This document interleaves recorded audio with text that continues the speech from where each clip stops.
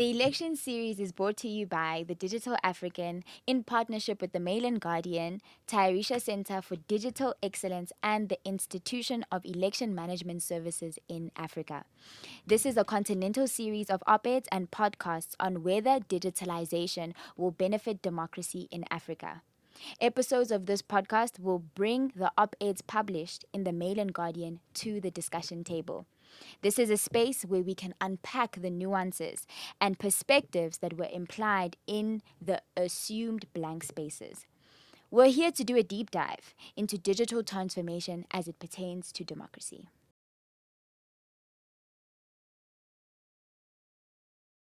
This is the second episode of our election series. Today we are welcoming Kulego, Blessmore, as well as Tom to discuss, is social media weakening Africa's democracy? So let's start off just by introducing everyone. We'll start with you, Kulego. How are you doing today, Juan? Firstly, Let's start there. no, I'm good. So my name's Nkululeko Tselani. I'm an attorney of the High Court of South Africa. I'm also the legal director at the Institute of Election Management Services in Africa. So my day-to-day is running elections. Actual elections. Democracy is your job, is what you're saying. Yes. And today we also have two more democracy experts with us today. Joining us from all the way from Germany is Dr. Blessmore Nhikiti. Please introduce yourself and let us know who you are and what you do. Thank you so much. Thank you very much for this opportunity. So, my name is Blessmore Nhikiti. I am originally I'm Zimbabwean, but I'm studying in Germany. I'm doing my PhD in political science. So my area of expertise is digitalization of citizen election monitoring. We can say digitalization of citizen initiatives, because as our expert in organizing elections has said, that his job is to organize elections. The citizens are also saying our job is to monitor who is organizing elections. So I am focusing on those initiatives and seeing how they are improving electoral integrity in different elections. So a bit about myself. I studied political science at the University of Zimbabwe as a bachelor's and Masters of International Relations at the University of Zimbabwe as well, before I moved to Germany for my PhD studies. Thank you so much for that. And we also have our professional, our governance professional, that I mean to say, Tom Mboya, with us today. Please introduce yourself and let us know how you're doing all the way from Kenya. Good afternoon. Thank you very much for having me and for this opportunity. My name is Tom Mboya. As you mentioned, I am a governance consultant. It's a field I've been working in for slightly over 20 years now.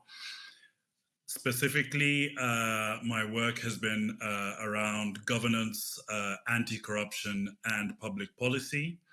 I've worked both within government as well as in civil society and with numerous international organizations.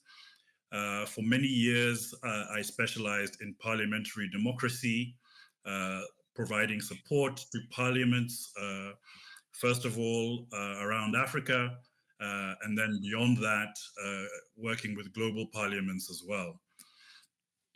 More recently, my work has been focusing on research. Much of that research has been around politics, researching, first of all, the cost of politics here in Kenya, looking at, as part of a global program, and also researching various areas of digital governance, which is probably how I come to be talking to you today. So I have done some work with Wits University with Tayarisha. At that point, researching politicians on digital platforms and looking at what the effect is of politicians on the citizenry as a result of digital platforms. I've also done some research around African elections. So that's what we shall be talking about later on today. That is really amazing. Thank you so much, everyone, for introducing yourself so well and so eloquently. Today, as we've said, is we're here to discuss the state of our democracy, as well as the fact that this is a very big year for elections on the continent. And the biggest thing that we're here to discuss is the role of social media when it comes and when it relates to African citizens in general. In the article that Tom Mboya wrote, social media is identified as the leading source of disinformation. How does that play a role into the outcome of these elections? You know, we've made examples and seen how disinformation is very volatile. It causes a lot of problems within our actual electoral process. How are we then going to mitigate that in the coming elections in 2024? What I'm also interested is also the positive side, right? Because as much as we speak about disinformation and its role in elections and democracy, we've also seen social media playing a big role in terms of we've seen it with the Arab Spring many years ago. We've seen it locally also in terms of the Fees Must Fall protests and all of those ones really being social media driven. So I'm curious, maybe if Tom could perhaps speak on it about the disinformation. What do we mean when we say disinformation? I think a lot of people tend to use the terms misinformation and disinformation interchangeably, when actually they do have slightly different connotations. Misinformation essentially referring to information that is likely to mislead, and there the intent may not be intentional.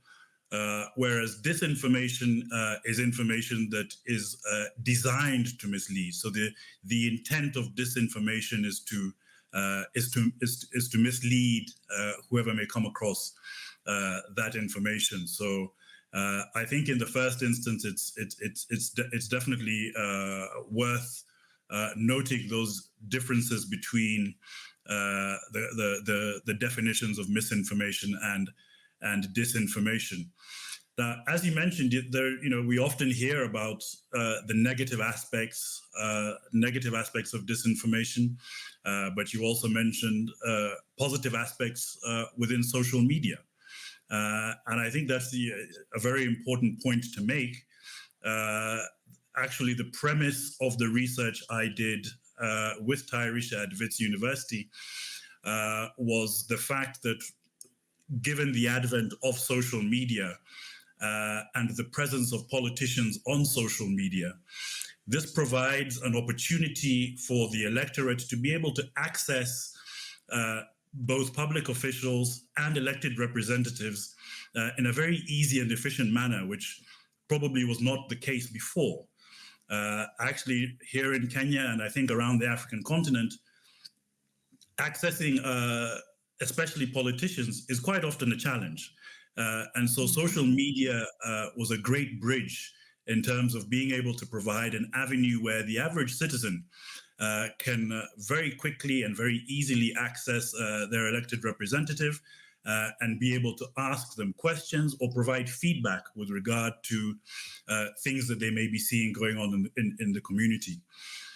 Now, of course, there is the negative aspect, which is the proliferation of misinformation and disinformation online. Some of the research I have conducted here in Kenya has demonstrated that we see that the prevalence of disinformation is rising really quite drastically. But one of the main challenges that we're facing is that specifically here in Kenya, most people have a challenge being able to differentiate between what is real and what is fake on social media. So, given that more and more people are actually turning to social media as a source of news, as a source of information, when you have, large sections of the population that are unable to discern between what is real and fake on social media, that presents a challenge. Yeah, that is very true. And I think you're actually bringing up such a great point because the positive aspects are there. And the positive aspects come in the communication, in accessibility, bringing us together on one platform to discuss politics, our lives, what is happening, on the ground. The issue then becomes in governance. Now we're speaking about the actual systems that govern these African citizens. What is the role of social media when it comes to that? Blessmore, I wanted you to please elaborate also on the examples that you used in your research on the effects of the use of social media when it came to the politicians themselves. People should realize that social media is multifaceted. It is it is just not a new invention, a new technological invention that we are adopting in this century, but it is a whole universe altogether, because there is a person can create a new persona altogether on social media. I think in one of the discussions I had with someone said with at the end of this, researchers should focus on how people are becoming bipolar because of social media. We are Wow. turning out to be we are turning out to become to have multiple personalities. So the Blessmore that you see sitting here today when you meet me in the street is different from the keyboard warrior sitting behind their phone or sitting behind their computer. So this has created animosity, I can say. It has good aspects. Now I can talk to my family uh, with every time and everywhere. But it has also created animosity in people to such an extent that they become vigilantes of society in a good way and in a negative way. So, for instance, during elections, it's really expensive. If you look at campaign finance, some political parties or smaller political parties in different countries, they can't have access to the campaign finance, or they probably are getting little to fund their campaigns compared to the bigger and old political parties. So where do they turn to? They turn to social media. Or people with extreme views, they turn to social media because there is what Tom has described as disinformation that is happening there. People are on a mission to spread this information. So if this happens when through a politician, because people tend to believe they're idols. I remember growing up, I used to idolize certain celebrities. I would listen to them. I would try to follow the way they dress. But this has not well been articulated in societies. So if your politician comes on the screen and says, "Yeah, you know what? There's a problem with the ballots. The ballots have been." The ballots have been programmed in a way that if you put an X on a certain candidate, that X will move to another candidate. So this is why Part A has won. This person is my idol. I want them to become my president. So there is higher possibility that if I don't have the cognitive capability to discern that this is false news and this is not false news, I'm going to run with that narrative, and it's going to spread more than me as Blessmore in my individual capacity going to each and every comment typing that this is a lie. People will never believe me. They will just believe the public figure who is saying it. You see, going back to the example that you just raised with the X then moving from one candidate to another, I mean that requires some sort of ability to critically think as to how that's going to happen. I know in both of your papers you speak about the regulation of social media and what can be said during elections, but to what extent can we regulate naivety? To what extent can we regulate people just believing uncritically? That's a good question right there. So my argument has always been that we as Africans, or we as developing economies, or everywhere else in the world, before we adopt certain technologies. Right now, we are at the edge where we are trying to adopt AI. We are incorporating AI into governance. We are incorporating AI into different facets of the society. But do we have education curriculum for these things? This is the problem, because what people fail to understand is, of course, the literacy rate in these countries is is above 90%, which is good. But literacy rate might mean I can read and I can write, but does it mean I can understand and I can reason beyond doubt that this is not factual? Because what I tell you with this example, I will give Zimbabwe's example. In the 2013 elections, there was a NICAV conspiracy that was raised, where people were saying, people actually believe this, that the government has imported special writing ink, that if you write your X on candidate A, and when you put it in the ballot, the ink will migrate to candidate B. So this is how candidate B is going to win. And then I tell you, my And grandmother is just to add to literate. that, She can write her name, but can she comprehend this information beyond what has been said?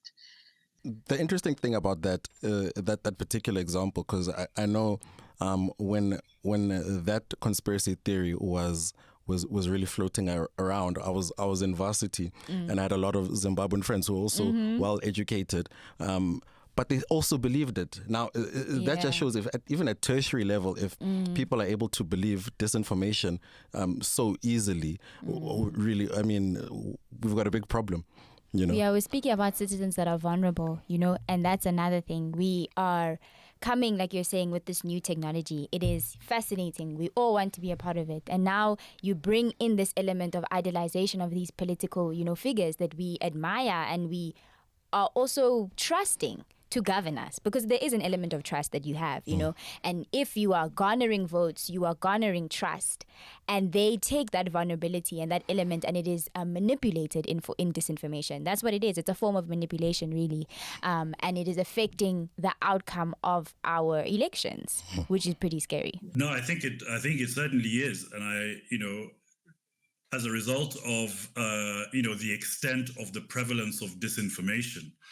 I've spent a lot of time in many different fora discussing, what are possible solutions that there might be out there to addressing disinformation, particularly in the African context. And one of the things for me, which I think is most important, is that I think is directly relevant to what the example that Blessmore has just given, is sensitization of the public. We're a continent where, we have numerous millions of new social media users coming online every year. We have millions of new internet users coming online every year. I think 300 million Africans came onto social media in the past 7 years. So it's important to sensitize the electorate about first and foremost, the existence of disinformation, but secondly, the dangers of disinformation. They need to understand that disinformation is not always benign. It is actually information that is created with the intent of misleading populations and the electorate who may come across it. And given the numbers of people who are now turning to social media and the internet as a news source, these are people who are likely to make electoral choices based on the information that they gather on the internet and on social media. So I think it's critically important that platforms such as this, I wish politicians would do more of it. I'm not sure if we can count on them to do it. But, I think it's incredibly important that we sensitize the African public and electorate about the existence of disinformation and the dangers that exist with regards to disinformation, particularly in the electoral context. That's interesting. So you've said that disinformation is the intentional spreading of incorrect information for the purposes for whatever purposes. So there's also what you speak about in your paper. You speak about domestic sources of disinformation, and you also speak about foreign sources of disinformation. What would the intended outcomes of those sorts of campaigns be? We would obviously, I would assume that domestic disinformation would be for the purposes of beating political competitors.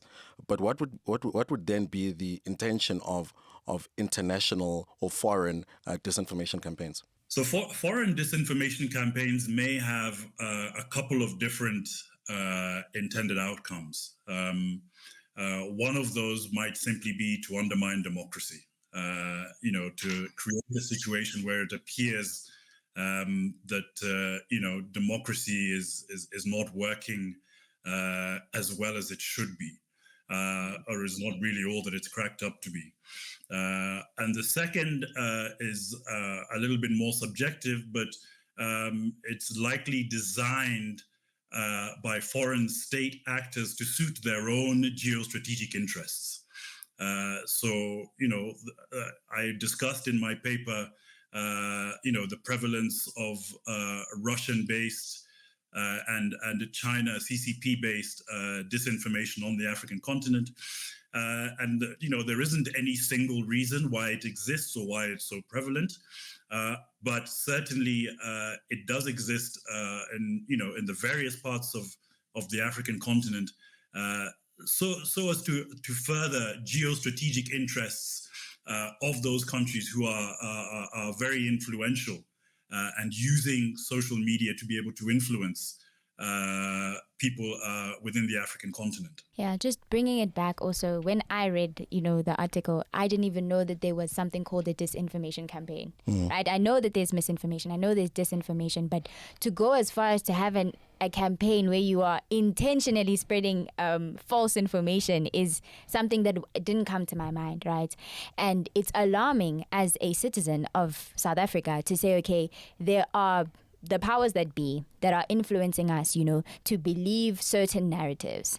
And when it comes to democracy, it's all about giving the citizen the power, to vote, power to the people. That's the general understanding of democracy. Now we are lessening that or weakening that structure by saying that it's actually these bigger people that are controlling us, and it is not your vote that is actually influencing the outcome that you have in your country.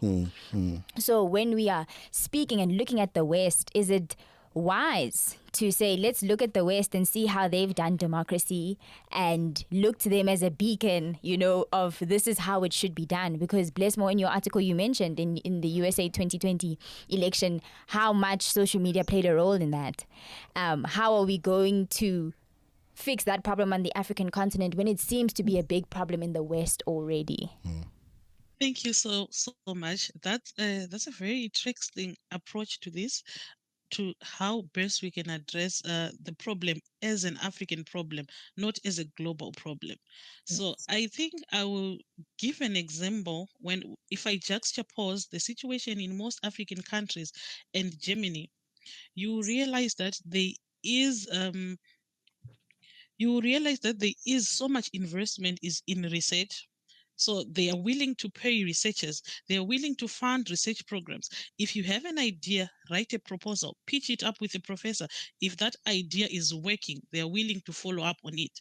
But what happens with us as Africans, we really do not value the aspect of research. We like adopting things that we do not question. We like implementing policies because they are on the global market. But there's no one size fit all for democracy. There isn't.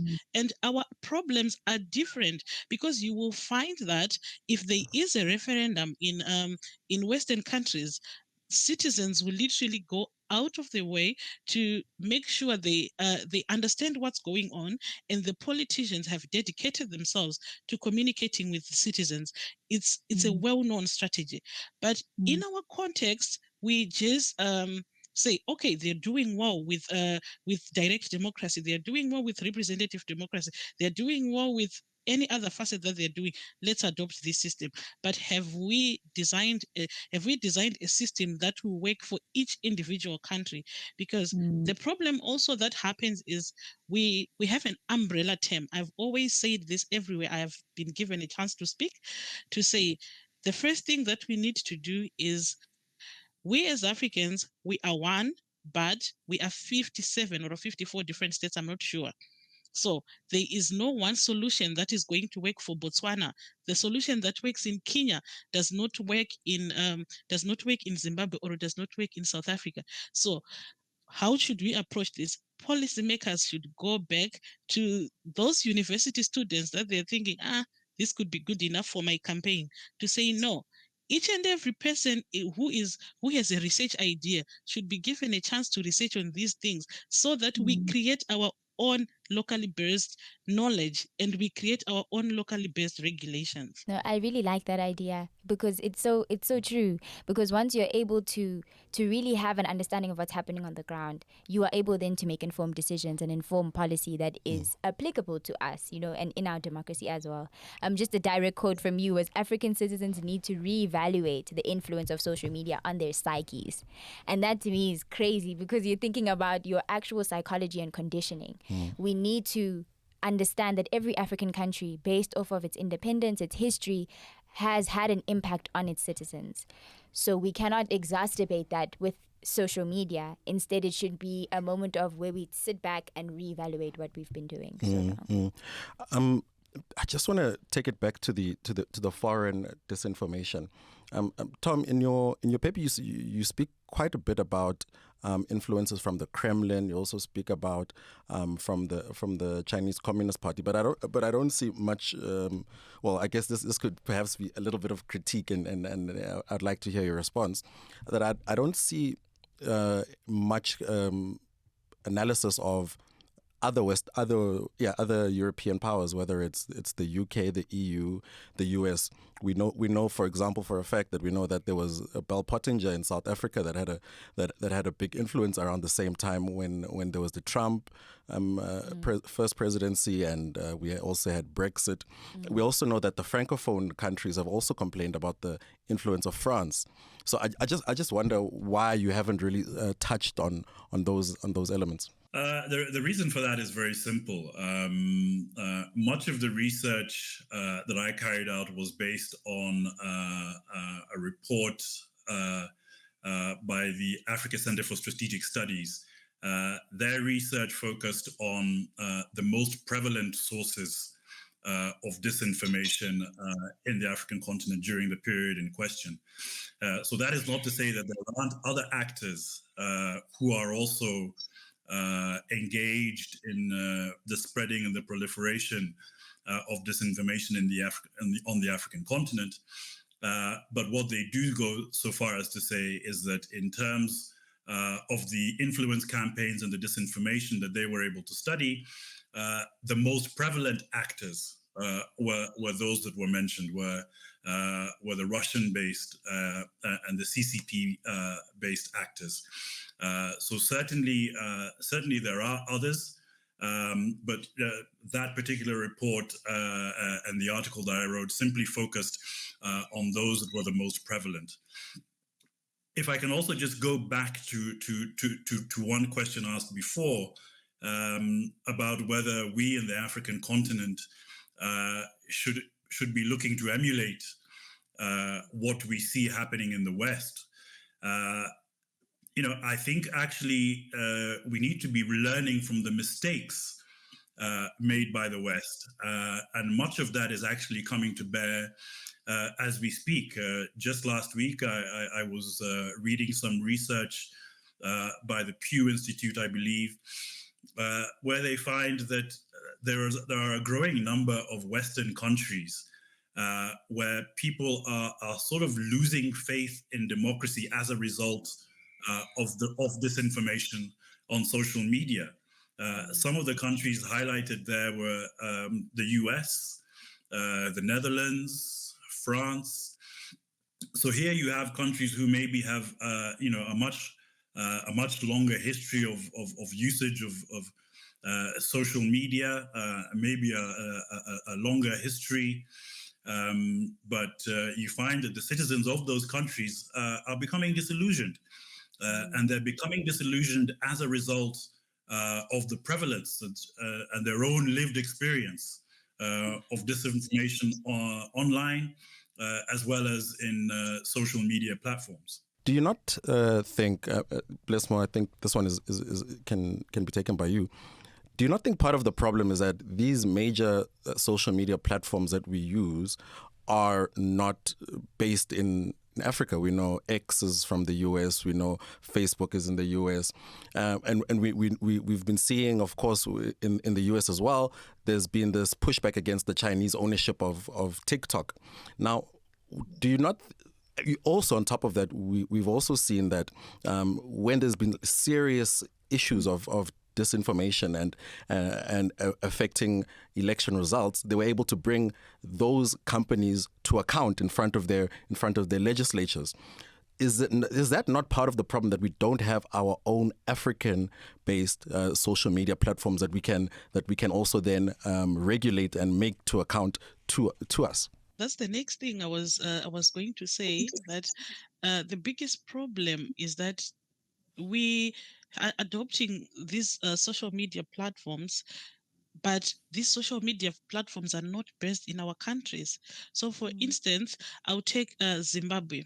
We have 16 official languages and other languages. I'm not sure South Africa, but I know you also have different official languages. So you realize, like, what Tom is talking about, disinformation.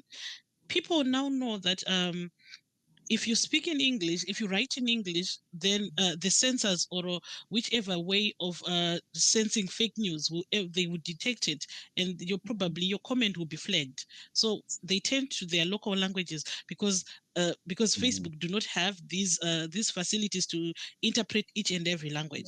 So this is where this conversation should have started. This is why I feel, as much as we discuss this among us as the academics and the researchers, we also need to bring politicians to the conversation and say, yes, you have said Facebook is a good thing. You have probably, it's being used in the country, but was there ever a discussion of, okay, Facebook is now used, how best can we make it user-friendly for our environment? Yeah, it's too multifaceted, because it can also be used as a way of censorship.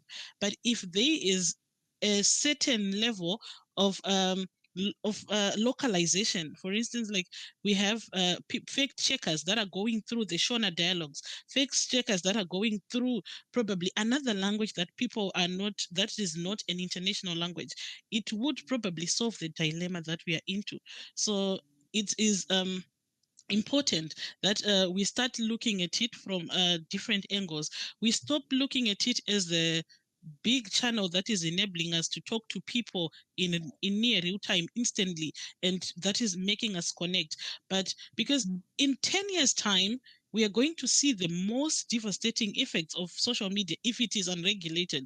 Right now, it's still a smaller scale, because we can say, oh, it has happened in this country, it has happened in this country, it has happened in this country. But the pattern is developing with each coming year. So if we do not come with regulations within the next 10 years, it means we have already given a generation, 10 years, a new generation of people are coming that just believe anything they see on social media, and that just believe that they can get a lot of likes by spreading misinformation or by disinforming the public. So, or just being vile and posting hate speech, bad language on social media just because you can, and you get a few clicks and a few likes, you become popular. So these are the things that we should probably look at. Then there is also another angle that I feel should be addressed, where the actual policymakers, because what I've realized is most some, not most, some African countries or some African elites, the leaders, when they are called out, or when someone says, okay, this should have happened this way, or maybe your campaign that you carried on social media was misinforming people, they do not take accountability of their actions, but they immediately shift the blame to say, oh, the West are trying to recolonize us. Oh, they are speaking like that because they colonized us. Like we have a cycle of blame game, but we are not addressing the actual problems, because while we are saying, oh, they are trying to recolonize us, we are adopting social media, we are adopting Twitter, we have Facebook, we have all these platforms that we're using, Instagram, TikTok. Isn't that recolonization enough?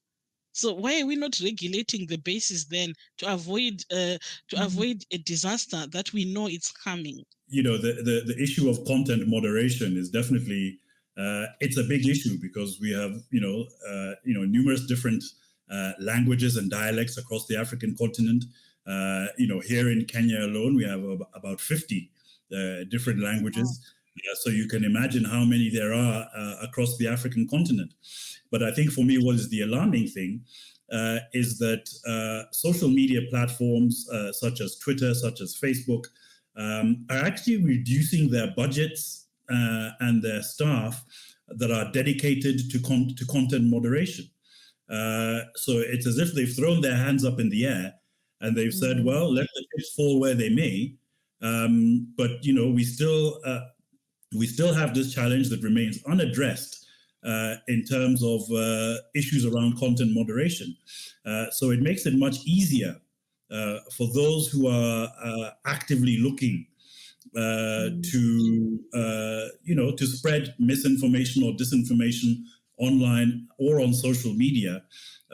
They've sort of been given carte blanche to do so now that the social media platforms themselves are doing less to be able to try and address it. The part that I would say maybe to throw a spanner in the works is that these social media platforms didn't sign up for this, right? They signed up to make money. It's just the truth of the matter. They signed up to come here, have as much users as possible. So whatever's going to increase the bottom line is what they're going to do, right? So here we're speaking about a very serious issue. We're speaking about the fact that there's a strong link between this disinformation and actual instability, violence that takes place.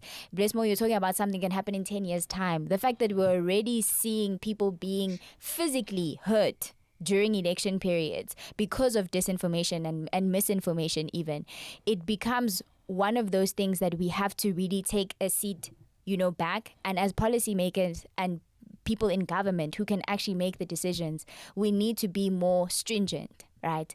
But then the question comes, how do we do that without restricting people's freedom of speech and their freedom of expression?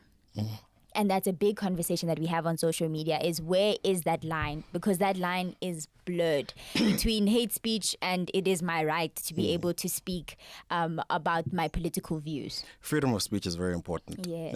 And I think that's always going to be one of the elements of democracy, is trying to find that balance between what is too much censorship and what is too little censorship to the point of hate speech. And I think that's also, it's a serious job for our legislators. I want to perhaps go to I can't remember whose paper it was, who spoke to trying to have the regional bodies regulate this, as much as there is a disjuncture between a lot of our, I think Blessmore, was it you?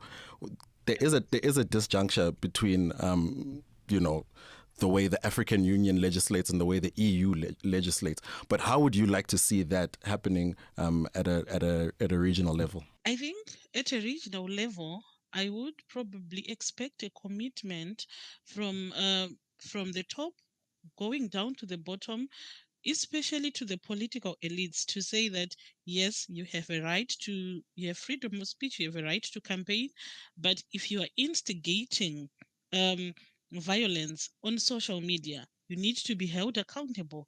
We need laws for this, and also we need to be in a way that people understand that elections are important. It's a way of selecting leaders, but it should be moderated.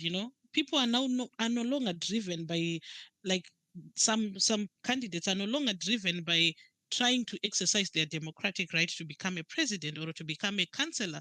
They just want to be there because they want to be there. Listen, maybe I can give you a little bit of pushback on that one, because to a large extent there is some form of regulation. Well, I can speak to South Africa in particular, that we've got electoral code of conduct, we've got various laws that if you incite violence, you will be prosecuted. So is that perhaps something that needs to be replicated across the continent? I think the big challenge with social media in particular is perhaps more of finding the person when it's faceless accounts. Obviously, it's a lot more difficult. Yeah. But when when you know that this is this person's name and surname, I think we do have sufficient laws that say, okay, I know, for example, in South Africa, you can get a maximum of 5 years in prison. So is that something that needs to be replicated? Is that just a South African thing, or is that something that you've seen in other African countries as well? No, I think they are different in different constitutions. Inciting violence is also like a thing that will lend you a premium seat in jail. But the problem is how to navigate it on social media. So you need this is what I'm saying the regional bodies need to address. They need to sit down and say, okay, we are engaging all the social media corporations, and we are engaging probably the policymakers and even the politicians as well, to inform them that during campaigns, because when campaign time is opened, it is their mandate, before they say, okay, vote for me, they should also run a parallel campaign which says, yeah, while you vote for me, do it responsibly. Do not incite hate speech. Do not spread fake news. Do not try and become a keyboard warrior to the detriment of others. Because let's take an example of Brazil. When Brazil was having elections, I think someone presented a paper, or I read a paper, which said when Brazil was having elections, Bolsonaro, before the elections, was saying, "Oh, the voting machines, they have an error, so this error is going to affect the quality of the election." Yeah, so we were analyzing this in a discussion with a few colleagues, and we came to the conclusion that this is a good tactic. It's right before us, but we don't realize it. So if I, as a candidate today, if I'm a candidate in the South African election, and I know maybe my chances are 50-50, I might win, I might not, I will start saying, oh, the voting machines have a technical error, and this error is going to affect the quality of elections. I have built this narrative over time. By the time we get to elections, if I lose, I'll just say, I told you, this is what I was talking about all this time.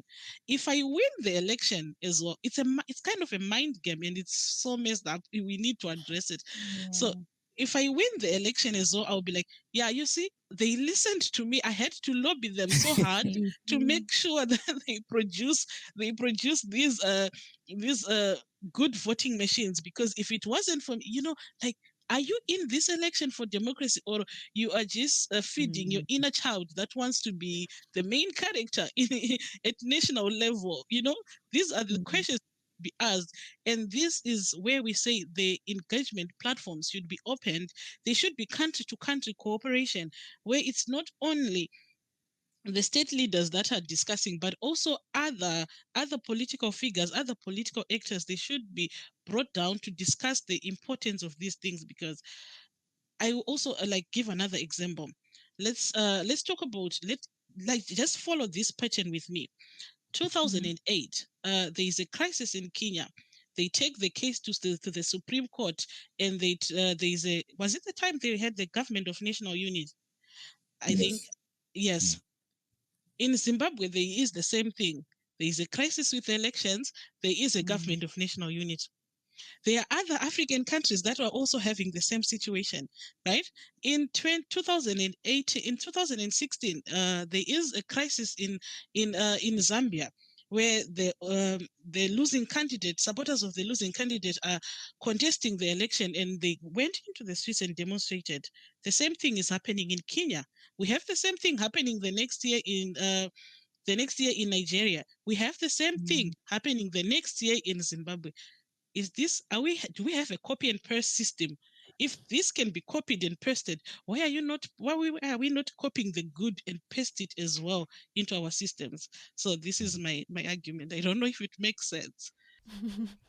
It does. It adds an element of psychology and critical thinking, which is what we keep going back to.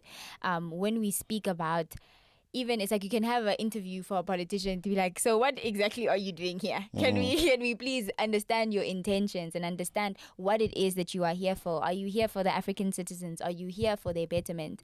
And as we were speaking about before, there is a high sense of voter apathy because of that we have lost faith in our democracy. We have lost faith in this system that governs us. With that I think the apathy has been manipulated to say that because you don't trust in democracy, trust in me as a political figure. I will save you. I will bring us up out of this mess. And that is impossible, because there are systems that govern the politician themselves. Even when they are voted into power, they have certain framework they have to follow, like you're saying, the legal framework, the constitutional framework. And as citizens, I don't think we are aware of this umbrella framework that is governing us. We are more focused on the politicians themselves. And with that leaves us vulnerable to manipulation through social media, because we've also seen in history, when we look at civil wars and genocides on our continent, for example, the Rwandan genocide, it happened over the radio. That's how they were disseminating information. So any form of communication and dissemination of information can be manipulated. We're saying in this scenario, though, how are we going to use social media for our good and for our benefit, and not just rely on the platforms to govern us, but our actual governments to play a front-leading, part in this, in governing what is happening with social media and misinformation. I mean, democracy has to evolve. True. Yeah. True. Tom, you spoke about politicians needing to stand up against the bad actors. What would that look like to you, considering that some of them are also benefiting from these bad actors? Well, this is the challenge, and this is why I said earlier on that I would very much like to see politicians being at the forefront of sensitization, of sensitizing their supporters, of sensitizing the electorate about the prevalence of disinformation, the dangers around disinformation, and maybe even going insofar as to educating the citizenry about how to spot disinformation online and on social media. But as you rightly point out, in many cases there are also beneficiaries of disinformation that is on our social media, and in other cases they may be actively involved in the propagation of disinformation and misinformation online. So I think that when I talk about politicians standing up to foreign actors who are fomenting disinformation, I think what we have to do is we have to look at the chain and understand how it works. Yes, foreign state actors can spread information sitting from their capitals wherever they are, but in reality, they also rely on actors within our own countries to amplify the messages that the messages and the information that they are trying to send. So it's not as if they can spread the disinformation or misinformation on their own. They do also rely on domestic actors, and so that has the additional challenge of the fact that this is where disinformation becomes lucrative. Influencers online, people who are willing to amplify messages regardless of what they are, can benefit monetarily from these types of engagements. So, when I talk about politicians standing up to foreign actors, it is partly playing that sensitization role, partly ensuring that citizens within our respective countries are not fair game, are not do not easily succumb to misinformation and disinformation, but also to use their legislative role to be able to look at policies within each of our jurisdictions that addresses what happens when politicians are found to be spreading disinformation, especially during electoral contests. I think that these are areas within all of our laws across the continent that are not quite well developed as yet, and so we politicians have this is part of their mandate. It is their mandate to make laws. It's their mandate to to make these laws for the benefit of the people and the public that they serve. So I would have liked to see politicians being much more proactive in that respect, and using their legislative mandate to limit the amount of foreign state-backed disinformation that we have in our countries. No, that makes a lot of sense. We wouldn't be having this level of prevalence of disinformation if there aren't, actual actors on our continent who are doing it for them. It's not like Russia saying, believe this. It's our politicians who are saying, believe what Russia's saying, which is scary, to think about, because like you're saying, the biggest thing with social media is this faceless, enigma that's just in the background controlling us, And I guess the last thing and the last sentiment that I want to discuss with everyone is, as an African in this moment, currently in the African Super Bowl, Democracy Super Bowl, how are you feeling about the state of our democracy and its future with regards to the digital economy? Well, I think I think there's lots of room for optimism. I think our democracies, where our democracies are strong, I believe they are getting stronger. But where we do not have democracies, we are seeing a lot of unconstitutional changes of governance, in the form of coup d'etats or changes in those. But I think our governance and our democracy is getting stronger. I think there's a lot of cause for optimism, but we know that there's a lot of hard work that needs to be done. That is true. Tom, Blessmore, whoever can go first.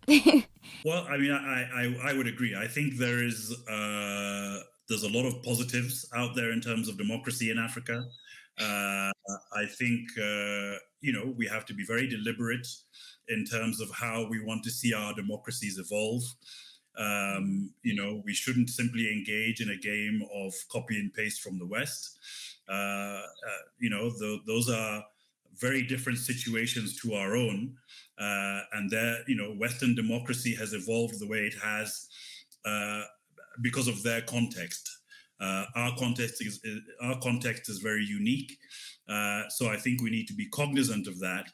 But I'm encouraged when I think about African democracy, how it's evolving. Not that it's without its challenges; it has its challenges.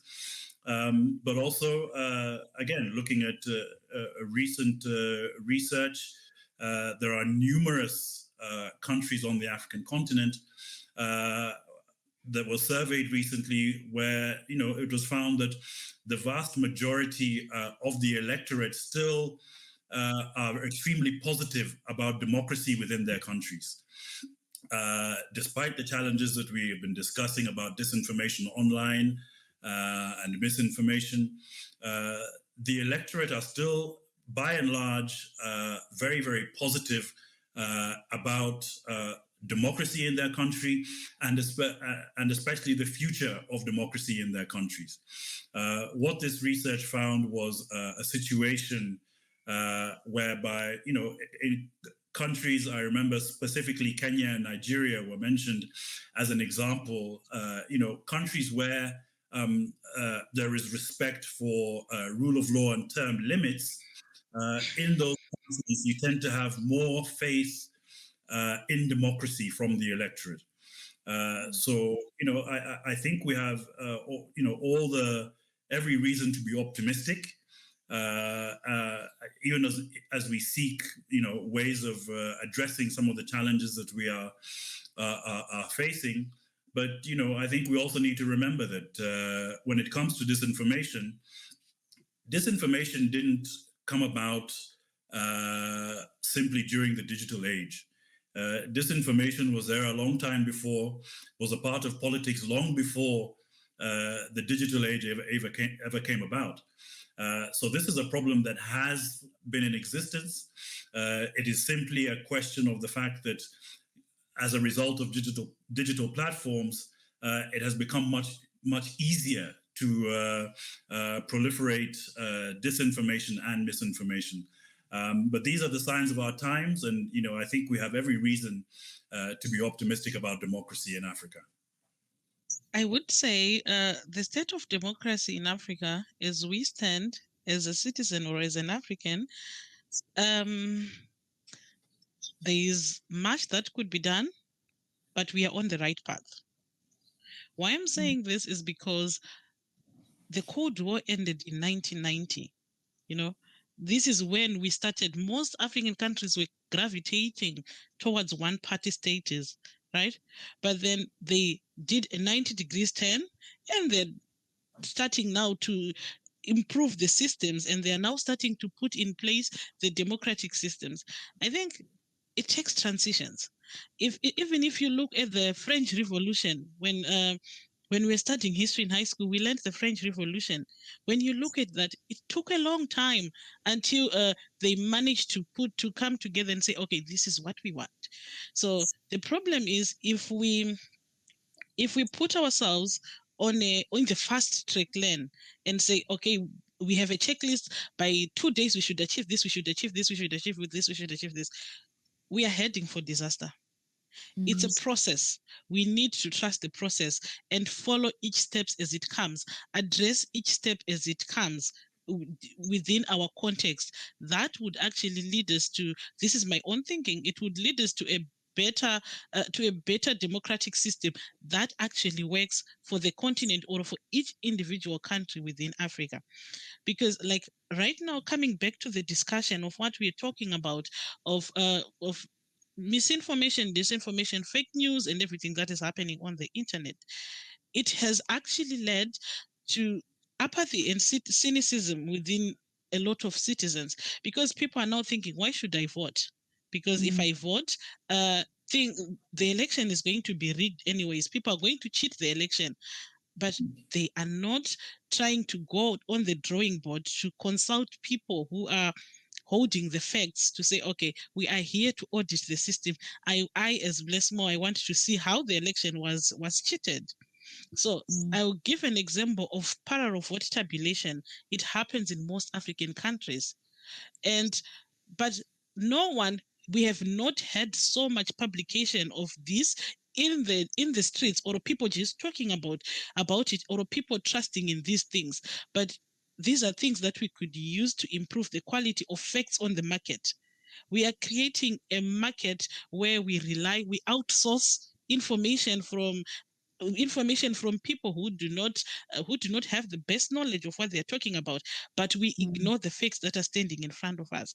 These are some of the initiatives that I feel, as a continent, we should really invest in those things, or each individual countries should invest in those things. And also, we need to narrow down conspiracies.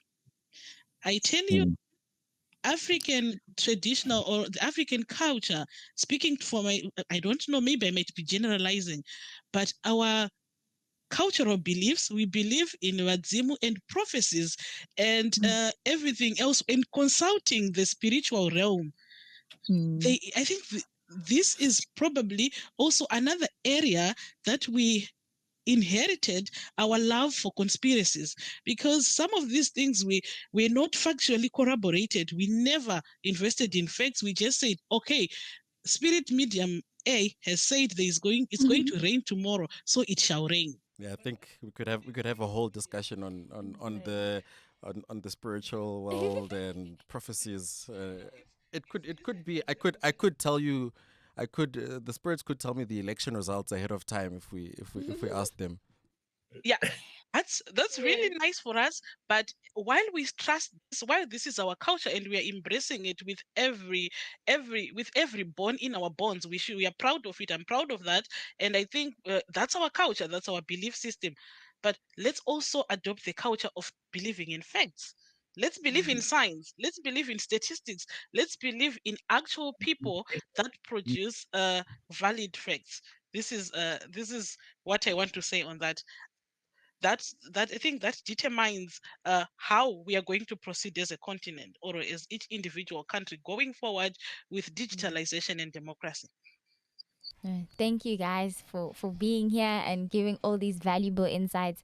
My biggest takeaway is that we need to have iterations of democracy. You know, on our African continent, we need to keep revising this model and keep saying, is it working? If it's not working, why? And what are we doing about it? We're taking the information and we have to improve. We can't just, decide, okay, we want an alternative, because when we do have an alternative, how are we going to do that? And I think that's the most important thing, is that we're critically having these discussions.